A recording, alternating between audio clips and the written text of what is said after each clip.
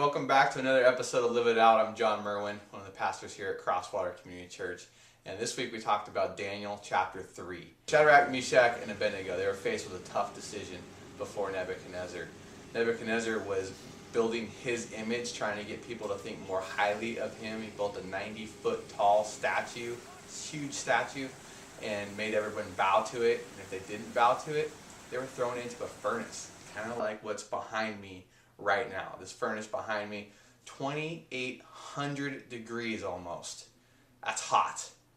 And it's not unlike what Shadrach, Meshach, and Abednego were faced with.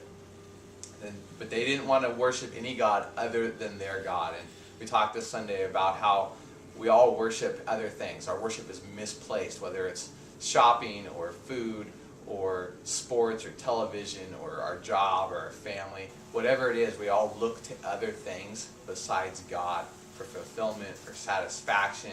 And I challenged you guys, and I challenge you again now, to look at your life and see where worship is a problem for you, where misplaced worship is a problem for you. We're to worship God and God alone. Now, these things aren't bad on their own, but they can take the place of God if we're not careful. So look at your life and evaluate where that might be a problem for you. We also talked about Shadrach, Meshach, and Abednego being thrown into the furnace because they refused to bow down to Nebuchadnezzar's God. But they were saved from the furnace. They were saved by Jesus himself. Jesus walked through them during that suffering, and he walks with us too. And we talked about kind of 3 ways that God delivers us from our trials, from our suffering. He delivers us from the fire, he delivers us through the fire, and he delivers us by the fire. So God is with you in your suffering. Jesus suffered himself. He knows what it is like. So I encourage you to trust Jesus with whatever you're going through that just seems impossible, because it is impossible without him.